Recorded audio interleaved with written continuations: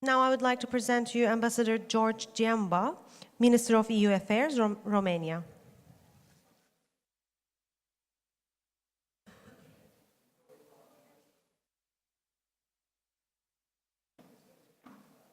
I would like to invite our moderator and the panelists to take their seats as well, please. Our moderator for the session is Professor Dr. Gül Günver Turan, President of Turabder, and the panelists are Professor Dr. Sanem Baykal, Faculty of Law, Ankara University, Naura Nayteboom, economist at ABN AMRO's Group Economics, Netherlands, Metin Gürcan, co-founder of Episteme Turkey, Nilgün Arısan Eralp, Center Director for TEPAV, Turkey. Thank you.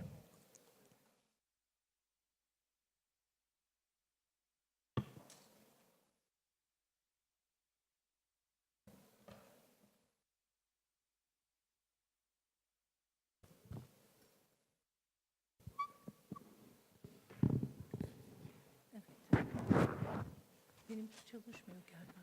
Düğmesine bastım.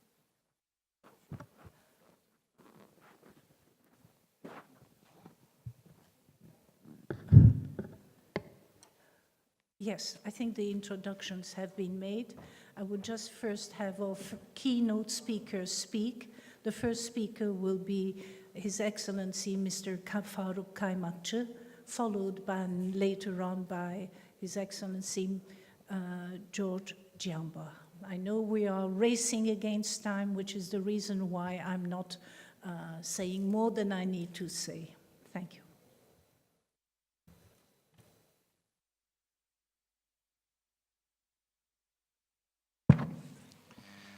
Good afternoon, everyone. Dear ministers, distinguished participants, I will try to be brief and as provocative as I can. I think I have assumed one of the most difficult tasks in the Turkish government, that is making Turkey a member of the EU, and it's a long process. But this afternoon I have two difficulties. One is your full stomachs, that you might feel sleepy. The second competitor that I have is your smartphones. So I have to compete with them, and I hope I will be successful. Of course, today we are talking about the visions for the EU. In order to fix some visions for the EU, I think we have to look at the main challenges that the EU is facing today. First of all, we see that especially after the Eastern enlargement in 2004, we have some dividing lines within the EU. So we have the North-South, West-East divisions. Today, we see some of the member states who are challenging, for example, the Copenhagen political criteria, and we are seeing some member states whose votes in the Council might be suspended. And second biggest challenge that we see in the EU is the migration crisis. In 2015, we had like 7,000 people trying to go illegally to the rest of Europe through Turkey. And this migration crisis caused a lot of trouble in many EU countries. Today, we see many governments which cannot agree on migration policy. And migration became also some sort of domestic issue in many of the EU countries. The third challenge that the EU is facing, I would say maybe the most important challenge that the EU is facing, and it is from internal, it is populism and the rise of far right. I think this is probably the biggest danger that the EU is facing, because this is detrimental, I would say, to the idea of European integration. Today, every EU country is trying to be a free rider, and today, unfortunately, mainstream parties are not challenging the far-right parties, but they are competing with them. They are also adopting similar policies, which is putting the EU EU's credibility at risk. But also, this, I would say, ultranationalism leads to radicalization in the EU countries. It also leads to Islamophobia in some of the member states. And this is a big risk for the future of the EU. Then we have some weak governance in most of the EU countries. When we have elections, we see the rise of far right, and we see a long period of government formation.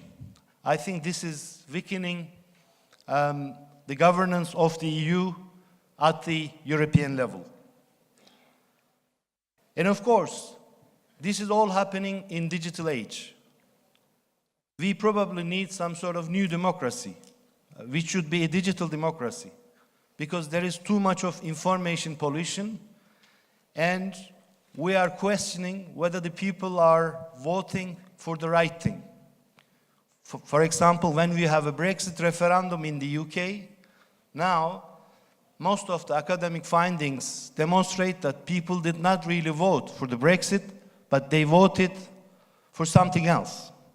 So in this digital age, are we really communicating with the people? Are they making the right choice when they vote? We probably need to, create some sort of internet democracy, digital democracy, which can tackle the challenges of digital age. Then we have Trump effect, which is also influencing, I would say, the vision and the future of Europe. So Trump is proposing some sort of unilateralist approach, a protectionist approach. And it also gives the idea of free rider to many countries. So this is a huge risk, because this is against the spirit of European integration, and this means division at the WTO when it comes to trade. It is division at NATO when it comes to our security, but also it is division within the transatlantic relations. So this is also quite a challenge for the EU that EU has to tackle with. Of course, one more challenge, Brexit. So, as I mentioned earlier on, with the decision of 2016, with only 51.9%, Brits are about to leave the EU. But by the time the Brexit will happen, probably 57% of the people who voted in 2016 will be in favor of keeping Britain in, despite the fact that Britain will be leaving the EU. So this is also a challenge for the unity and integrity of the EU. Some people can see it as a challenge to the future of European integration, but some people like myself who believe that Brexit might also strengthen the EU and create maybe a stronger union. One of the challenges that EU has to tackle also is the question of unanimity. I think today the EU has become the victim and the slave of the unanimity rule. So if we take all decisions by unanimity in defense, in foreign policy, I don't think EU will go anywhere. When we look at the European Union integration history, we always see that deepening and widening happen in parallel. So the last enlargement happened in 2004 and 2007, and also with Croatia in 2013, but we have not seen deepening in the EU. So I think what we need is not less Europe, but what we need is probably more Europe, and we need to do more deepening. If there is no more deepening, the European integration will not advance. Of course, to answer all these challenges, Eurocrats, European leaders propose some ideas. If you look at Bratislava Declaration, if you listen to President Juncker of the European Commission, we see different scenarios. I will leave this to EU presidency of Romania, because that is the vision part, maybe.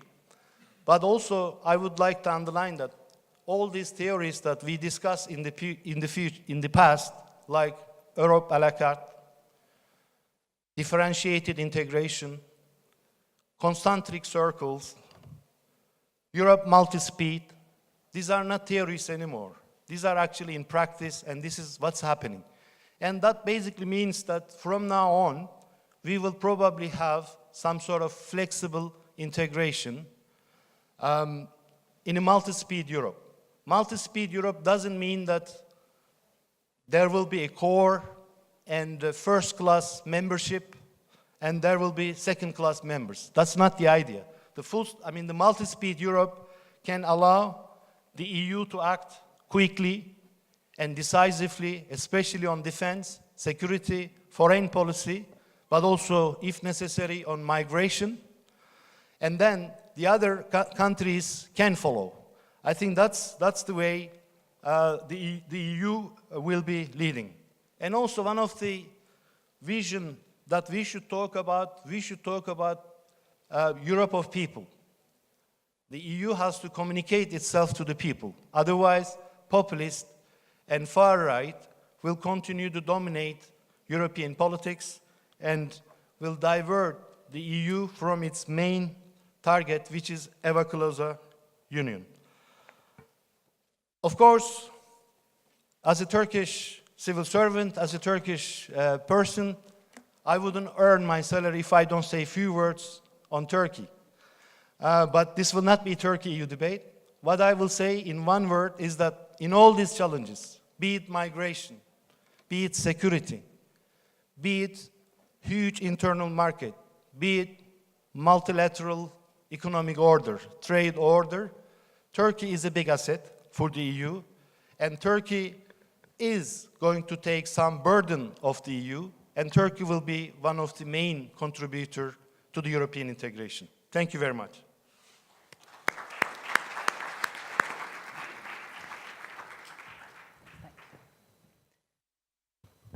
Minister Ciamba, your turn.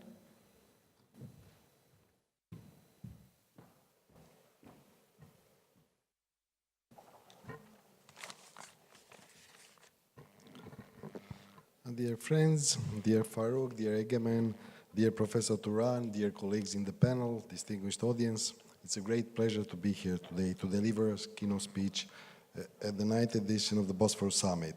It's so soon after the official visit to Turkey of the Romanian Prime Minister. I think it's very important that we are having a continuation of what the talks we had in Ankara by sharing thoughts here today with Minister Kaymakci, as well as with the other distinguished guests, especially as there is so short time left till Romania is going to take over as the presidency of the Council of the European Union. So by coming here, I think it's a full political statement about the importance we attach to Turkey and how we should engage Turkey during our presidency. I don't want here to present an inventory of the old or new visions that will guide the European leaders' decision on the EU's future in the coming period. I think Farouk mentioned quite well which are the challenges. The challenges are very clear, which are in front of us. Of course, first and foremost is Brexit. And Brexit is not a done business. I think we still have to wait for the ratification in the British Parliament, which is an important step in the right direction.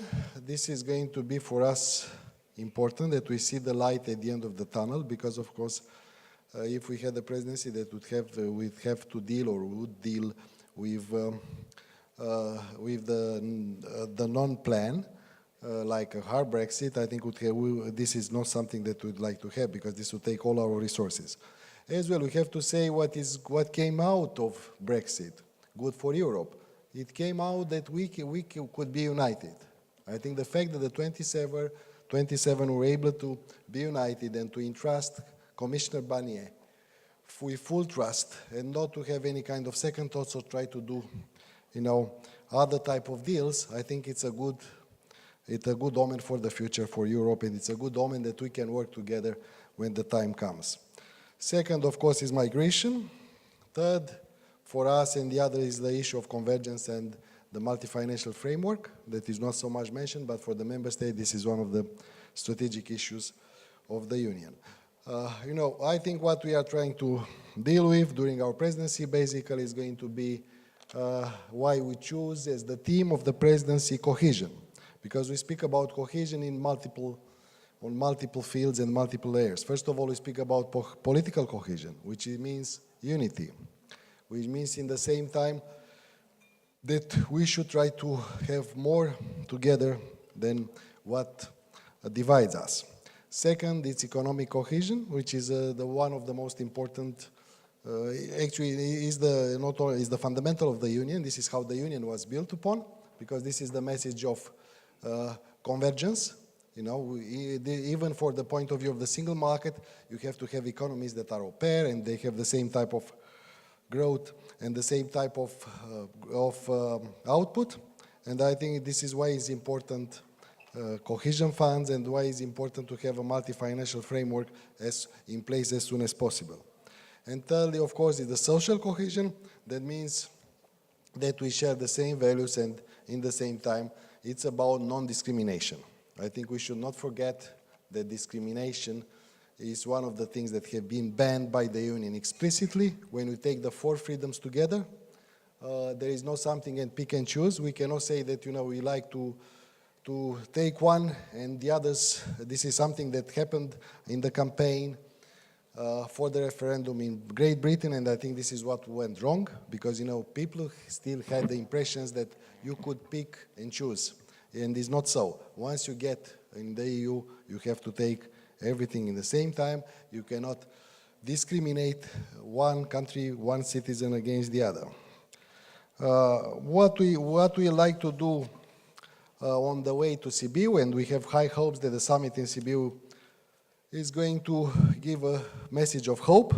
We should not underestimate the moment in time, because it's just 2 weeks and something before the European elections, but we should not forget that in the same time, this is something that has to go to all citizens, and I think all the parties from one extreme to the other extreme, I think what they are aiming to is to explain better to the citizens of Europe what they want to do. We have to be more ambitious and result-oriented, more pragmatic, and I think this is what we want to do during our presidency. We like to take as much as we can advantage of the period that I think both the Commission and the European Parliament would be ready to engage in trying to finalize some of the files that are in discussion. And in the same time, I think we should engage more the citizens and the European citizens. I think that we should not reflect in our interactions any kind of decline of trust. I think this is one of the most important things, is how we are going to behave as together as the 27 or the 28 till the end of March. This is going to be important, how in the Council we behave, and I would not like to see any kind of exchanges between member states, even if the subject they cannot agree. I think it's very important to find the common ground that would work for the future for a solution.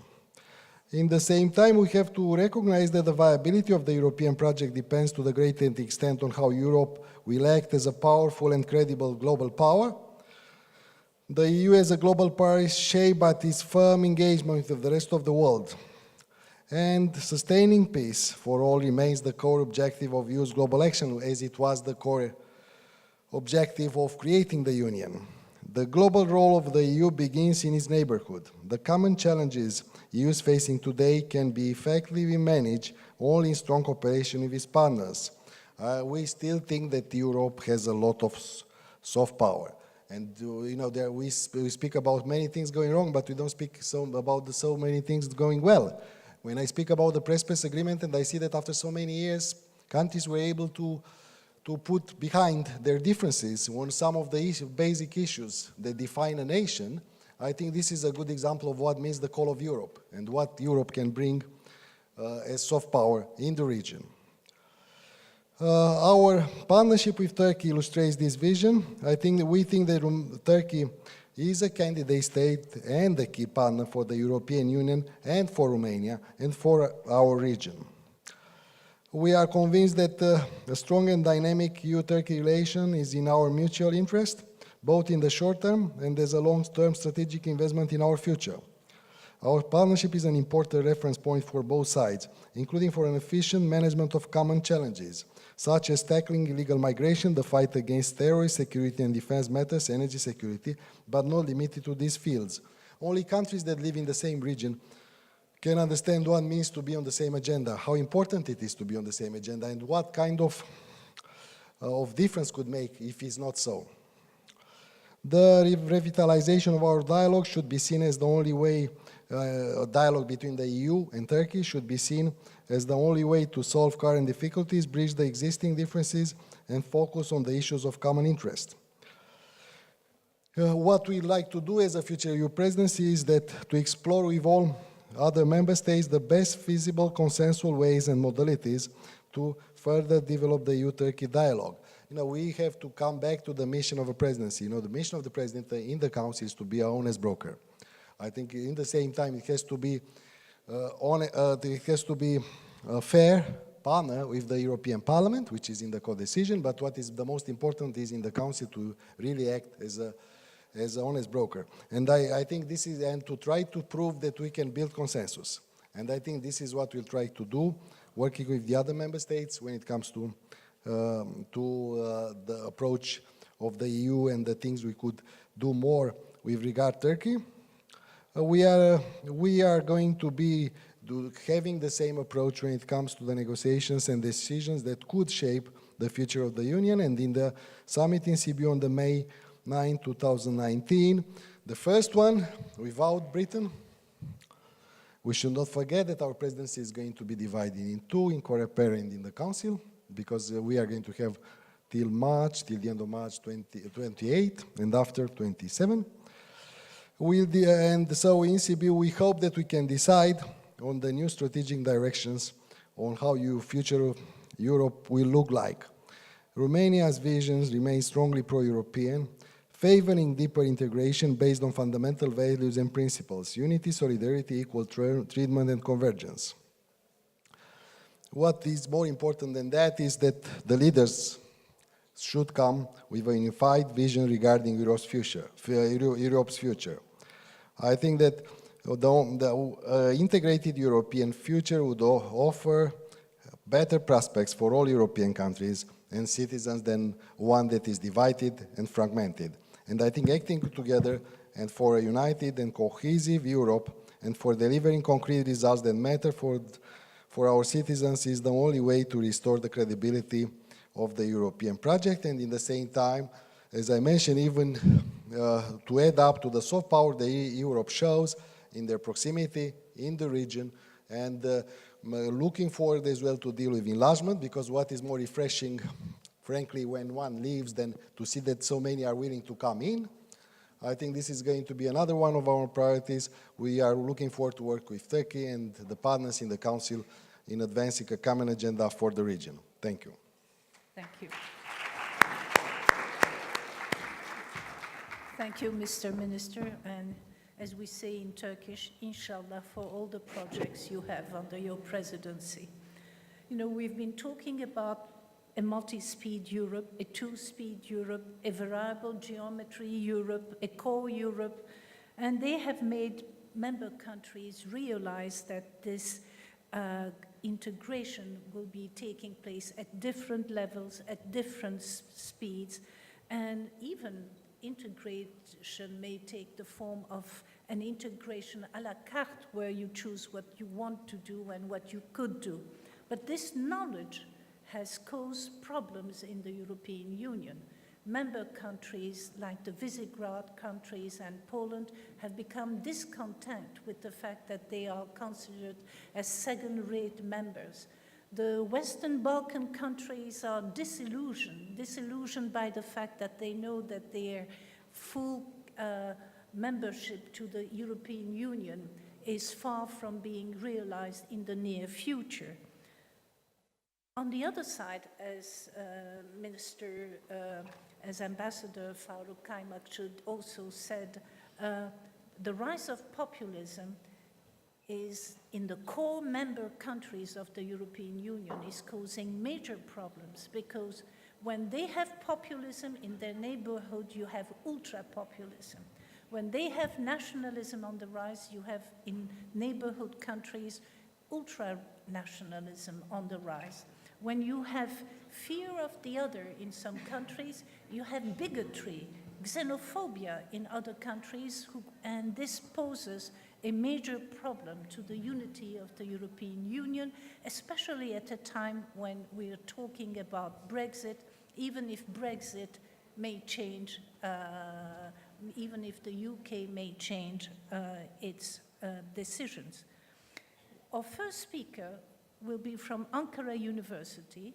She is a professor of law, but she has worked a lot on EU affairs, and she will try to discuss the necessity of having new visions for the EU, what it is that can be done by it, what can we expect for the EU in the coming years.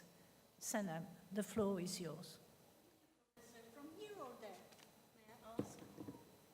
As you wish. You have 6.5 minutes.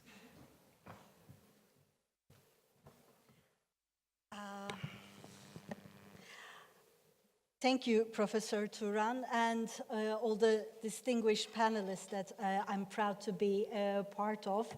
As mentioned by the distinguished ministers before me, EU is facing several challenges.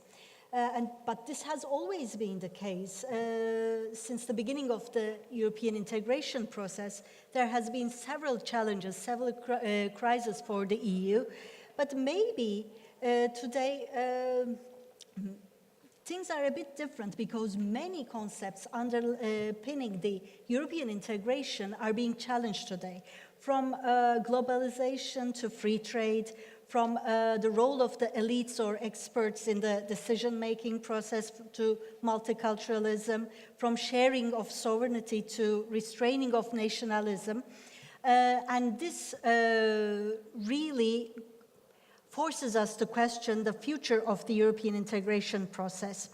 And in this post-truth world, rationality seems to be conquered by the sentiments and fears. And I would argue that Brexit is just one example of such problems, and I would also argue that it might be the least of EU's problems, the Brexit phenomenon. Yet it's very symbolic of the populism capturing the world today. And in that regard, as Juncker has rightly mentioned a few days back, it's a lose-lose situation for all parties, for both UK and Europe, and for the world as well, as far as I'm concerned. Especially for UK, though, because it's swallowing a bitter pill at the moment and realizing that even its constitutional integrity is being questioned, is under threat right now.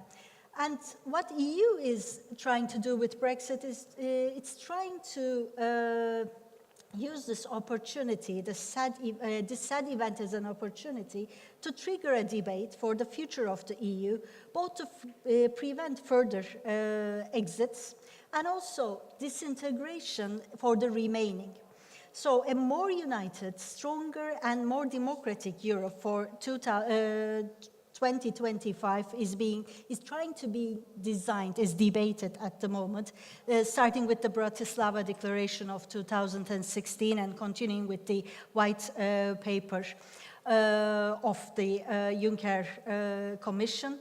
So in that regard, both the trade agenda, the migration issue, the fight against the climate change, trying to come up with an inclusive union of values, including enlargement to the Balkans and a more value-based common foreign and security policy, a real actorness in foreign policy, are issues that are being discussed.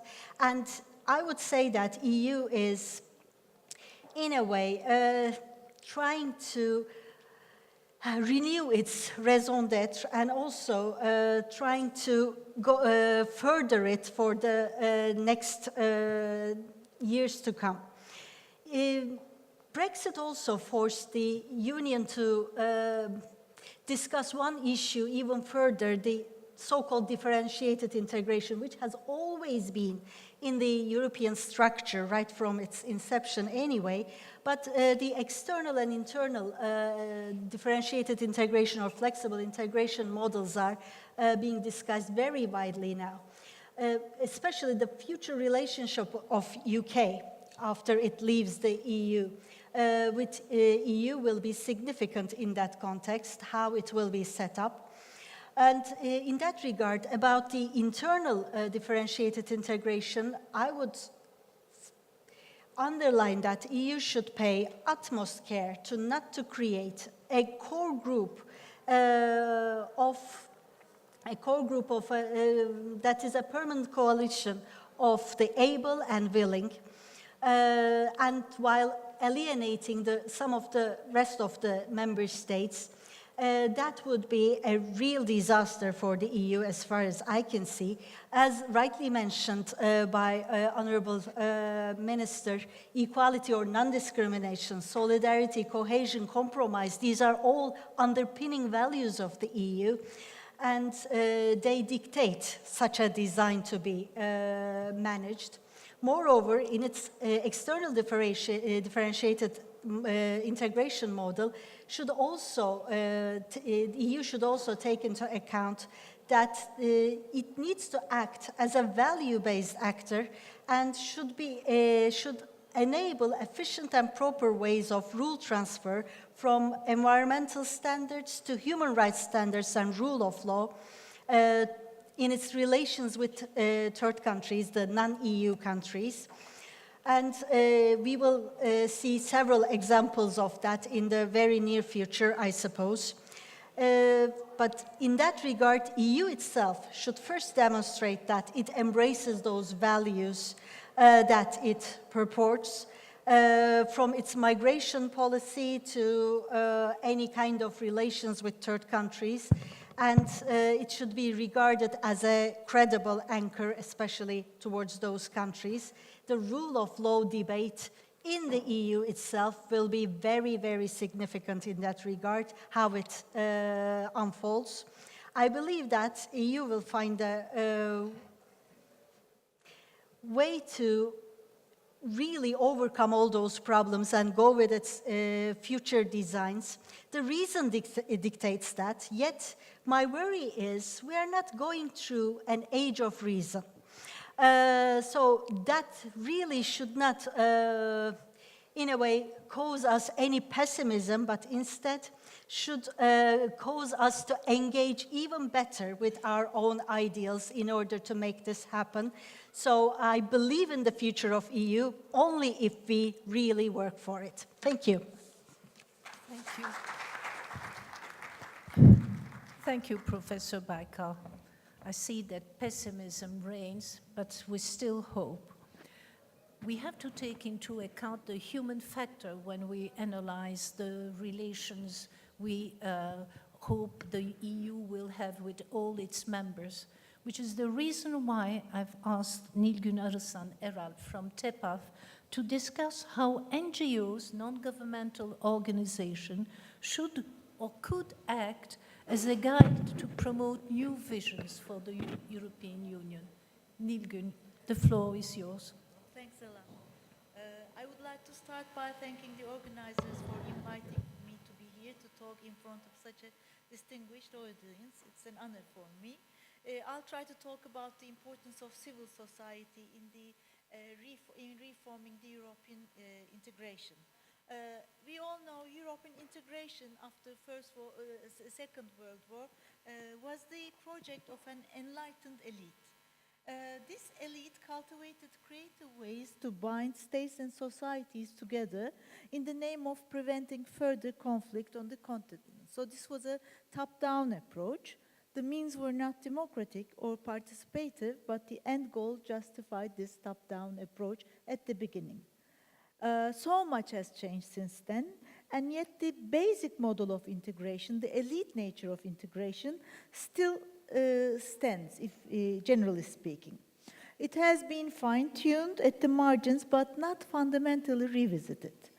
Furthermore, after the 1993 Maastricht Treaty, many advances in European cooperation have been on an intergovernmental basis. This intergovernmental decision-making even increased after 2009, mainly to deal with the first Euro crisis, then refugee crisis. As a result, popular frustration and alienation hasn't turned out to be simply a reaction to these distant and opaque EU institutions. It also reflected a disconnect between national governments and their own citizens. Since the economic recession of 2008, the EU has been hit by a series of crises, most recently by Brexit. These crises brought the need to reform the whole model of European integration with the aim of making it more flexible and accountable. In the meantime, there's a social change that is already happening across the continent. The EU's declared aim to reconnect with civil society is apparently widely supported as a principle, but hasn't been quite materialized. Year after year, nothing has been really done to address this so-called democratic deficit in the EU. There are many opinion essays and articles who call for it, a renewed sense of idealism and unity, but how is this feasible?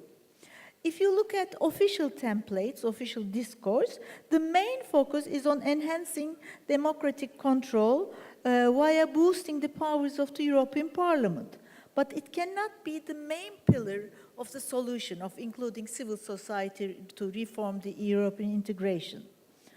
And surprisingly enough, as the Parliament has gained more power in each successive new treaty, its legitimacy with citizens has decreased, as we observed in the low turnout for European Parliament elections. I don't know what will happen next year.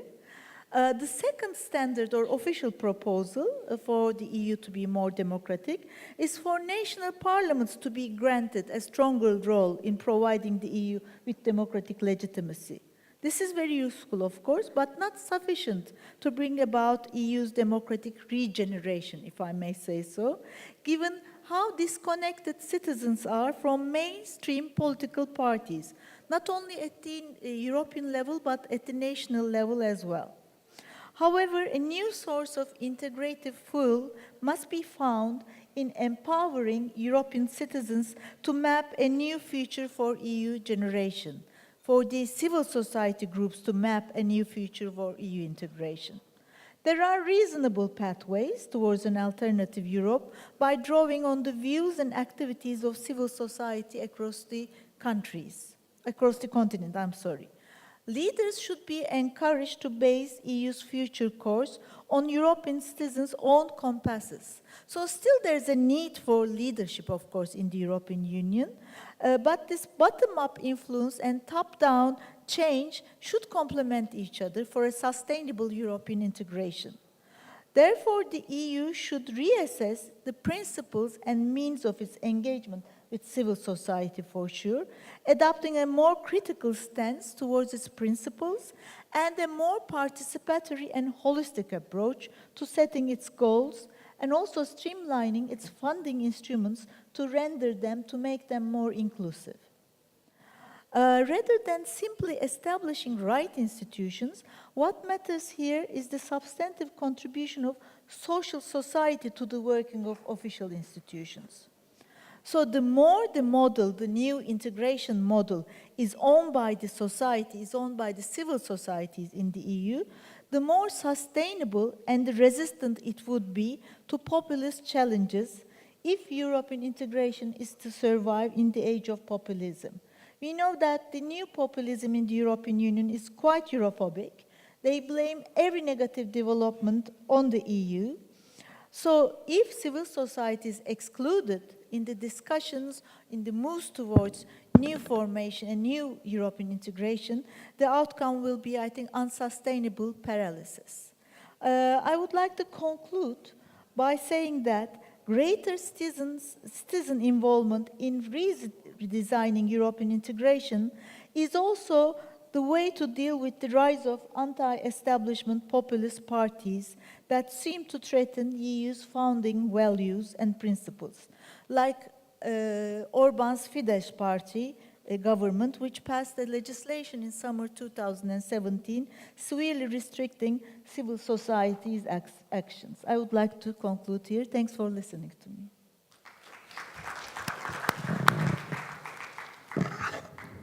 We live in dangerous times. Yesterday at a panel, they were discussing trade wars, and they were also talking about the possibility of a third world war. And they were also saying that at the time when we have trade wars, the European Union is trying to form its own army, is working on projects such as PESCO. So security issues in the EU have become important, which is the reason why I've asked Metin Gürcan from Episteme Consultancy to come and discuss what those issues are. Thank you, Metin.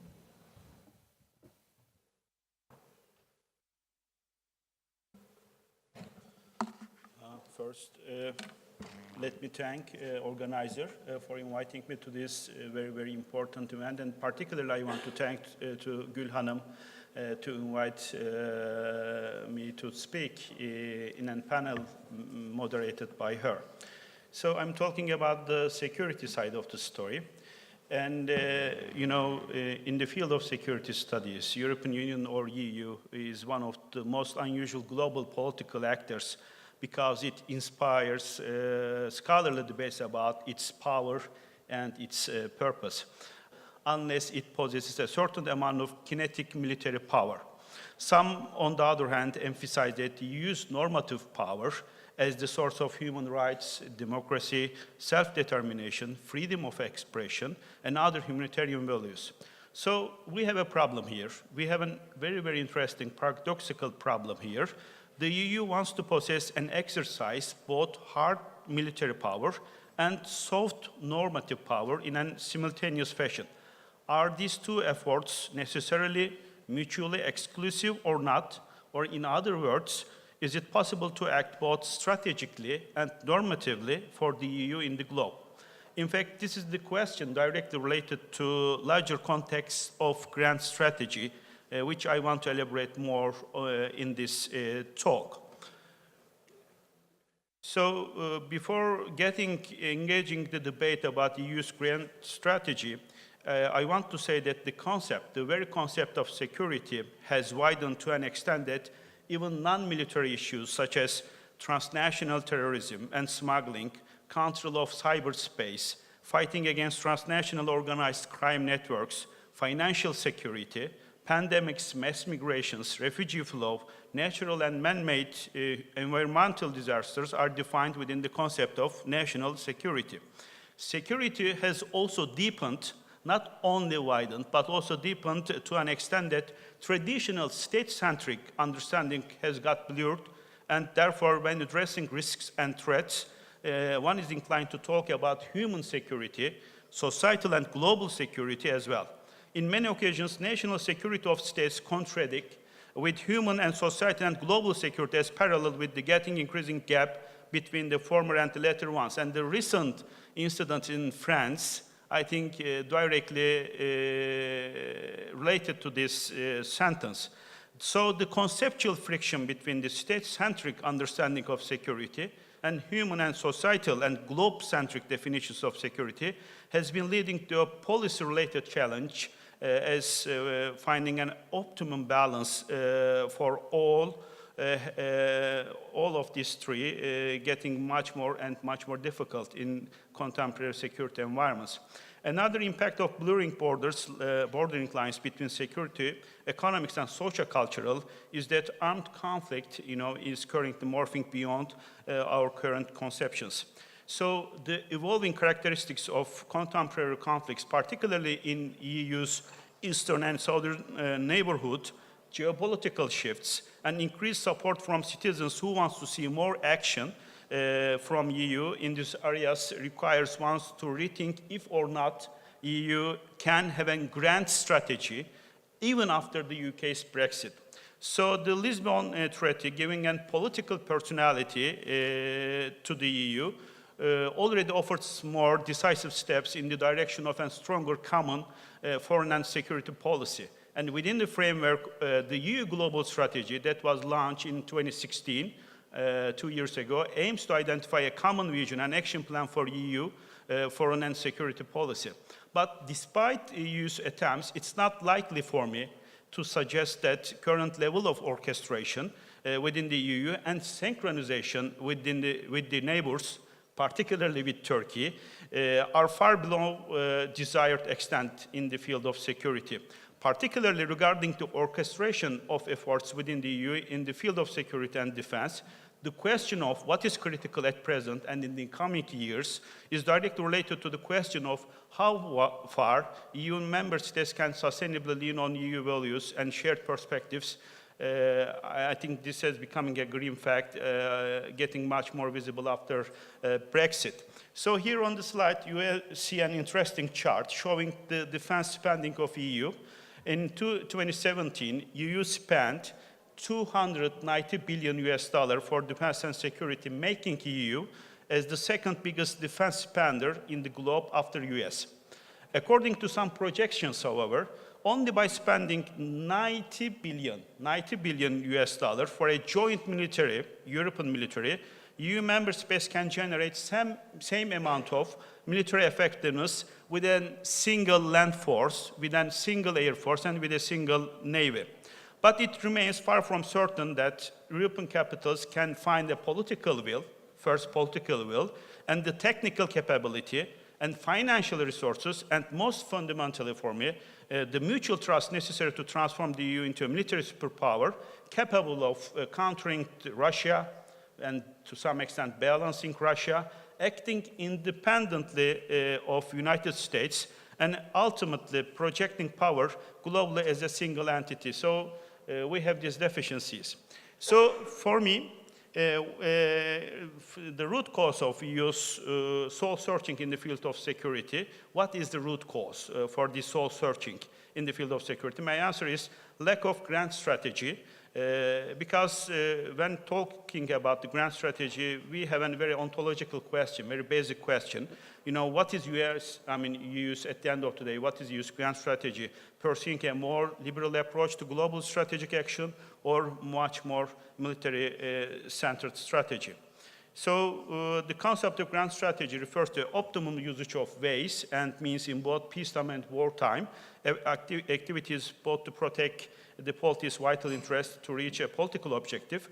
I will suggest that the EU's efforts as a global actor do conform to three basic components of grand strategy, and these are, physical security, economic prosperity, and value projection.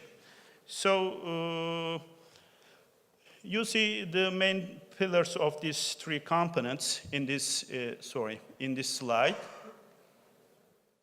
This one. And then EU's grand strategic goals may be analyzed at three levels of analysis: intra-EU, regional, or neighborhood, and global. So this is the slide. And then after seeing the complexity on this slide, you may think that it will be very difficult even to articulate grand strategy for the EU, let alone implement it. So at the end of the presentation, I will suggest that it's not so easy for EU to overcome old divisions.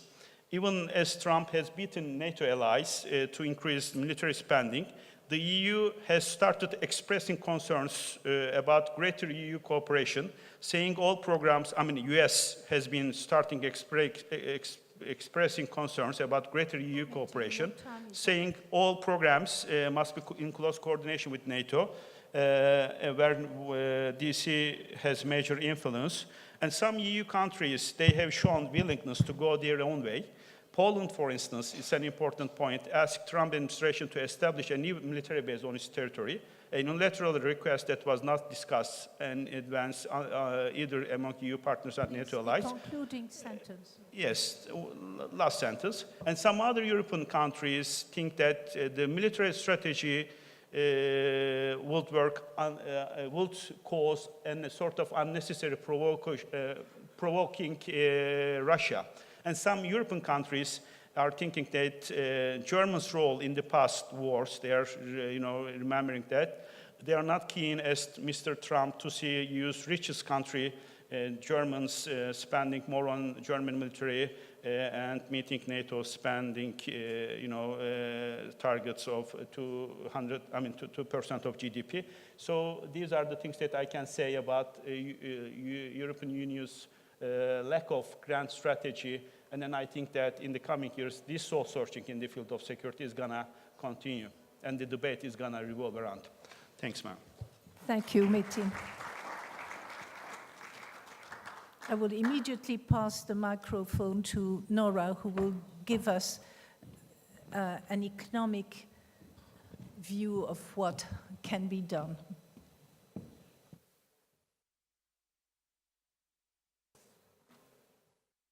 So thank you, Gun, first of all for the invitation, but also to have this place between these distinguished fellow panelists and speakers.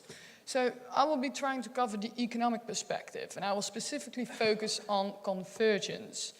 And income convergence or economic convergence is nothing more or less than Eastern Europe growing at a faster pace or faster rate than the advanced economies in the European Union. And so, as we can see from the first slide, there's quite solid evidence for the convergence of Eastern Europe, especially in the period before the global financial crisis, so the pre-2008 period. GDP per capita grows faster in Eastern Europe than in the Eurozone, and in the right graph, you can see that countries that had an initial low income are growing at a faster pace than countries that already were at a higher income back in the 2000s. But I want to focus specifically on the convergence path since 2008, because what's quite striking from the left graph is that since the onset of the global financial crisis, the speed of convergence has slowed. And in order to understand that, we have to take a deeper look at the economic factors that brought about growth in Eastern Europe in the 2000-2008 period. So back to this slide. Two major important growth factors were, first of all, the labor reallocation from lower to higher productivity sectors. Basically meaning there was a move from agriculture towards more industry and far more export-oriented industries. And as you can see in the left graph as well, since 2000, nearly all, except for Macedonia, nearly all countries have reduced their agriculture as percentage of GDP. Industry, on the other hand, have increased as percentage of GDP, and this brought along a very high growth rate. The second factor that brought growth in this region was the large capital inflows, especially capital inflows from more the advanced economies in the European Union. And so in the right graph, you can see the FDI inflows in the Eastern European countries. T0 in this case is the entrance to the EU. And the transition in these countries was supported by a high degree of capital intensity. And also on the back of the FDI flows, they often brought along different sorts of technology and innovation that increased the total factor of productivity. And that's what you can see quite nicely in this slide. So in 2000, the step from 2000 to 2008 is quite substantial. You can see GDP per capita increase very fast. And then you see this slowdown again. And the step from 2008 to 2016 is not that impressive. So actually, indeed, this large capital inflow in the period pre-crisis also made Eastern European economies vulnerable in terms of their external position. And that's exactly what happened. In 2008, the Eastern European countries were among the countries that were most severely hit by the financial crisis, also because of a withdrawal of FDI from the advanced economies. And that really shook up a lot of things and made sure that their growth was declining. And the question we get a lot is, can the Eastern European countries experience a similar period of sharp growth as they did in the pre-crisis period? And while we see that there's room for further convergence, we think it's quite unlikely that we see a similar growth period that we saw in the pre-crisis period. The growth model pre-crisis has reached its limits, and further convergence cannot be achieved simply by replicating the past efforts. So we see a few internal as well as external issues. First of all, cost competitiveness. Of course, the labor costs are going up, which makes them less cost competitive from an economic perspective. And also, the transformation towards a knowledge economy proves to be very difficult, because instead of importing this innovation that went along with all the FDI that came into the country, they suddenly have to make this innovation in their own corporations. And that's a shift that we've seen also in other emerging markets. That is pretty difficult. Also, institutional strengthening. One of the fellow panelists also mentioned it. If we look, for example, at this graph, Poland, Hungary, and Macedonia, and the rule of law indicator of the World Bank is actually going down since the last few years. And institutional quality is vital for economic growth, especially in the long term. One of my favorite authors is Acemoglu, which is a Turkish economist as well. And if you read his book, you will understand that institutional quality is just the main thing that will make sustainable growth on the long term.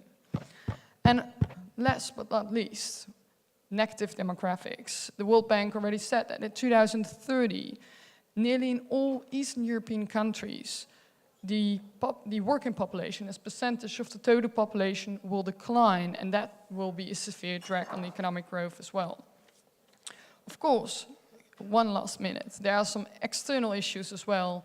We're quite familiar with that, the slowdown of economic growth worldwide, the slowdown of trade, and as well as the cohesion funds. We will face a new funds period, and the funds will be distributed on the basis of different criteria, including, for example, compliance with EU law and rule of law indicators. So these Eastern European countries may face less funds going forward. And to kind of give you an example, in many of these countries, these EU funds account for more than half of the public investments, so that's quite substantial for growth.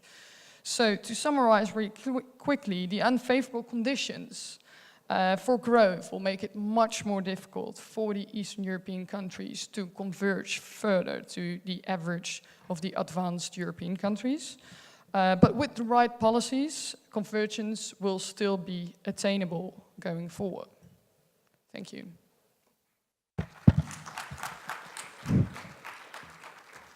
Thank you. Well, let's hope for the best. Now, I know that we're short on time, and I know Ambassador and the Minister himself are short in time.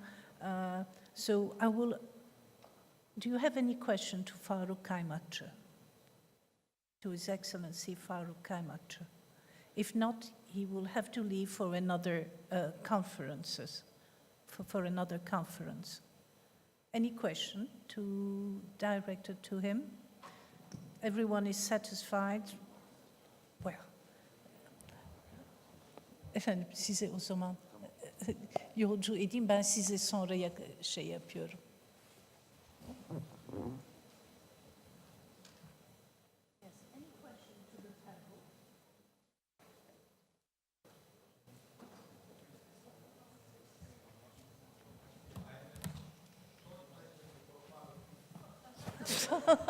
But How many chapters does the Romanian presidency plan to open with the negotiations with Turkey? None. I've answered the question. Ask Faruk after a couple of days. I think he goes in Brussels to do so. I think Romania can help us to get rid of the political obstacles which are blocking the accession negotiations. So we count on you to solve the Cyprus problem. Yes. But that's bold. That's a little bit, too little. for the presidency. But Turkey is on the reform path. Turkey is on the, EU alignment path. We have put this 15th of July coup attempt behind us. The trauma is back, and my message, to the EU is, if you cannot encourage us, I know, we have seen many challenges, so if you cannot encourage us, don't discourage us. We are part of Europe, and we will join when we meet the membership criteria. We encourage you, and this is the reason I came here. Thank you. This is just a few days before taking over.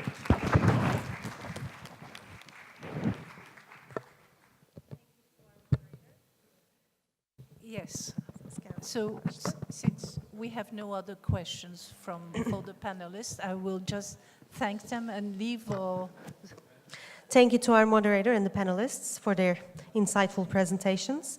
This year, Bosphorus Summit has planted a tree in the name of our participants. May I kindly now invite Mr. Egemen Bağış to present the certificates to our distinguished guests.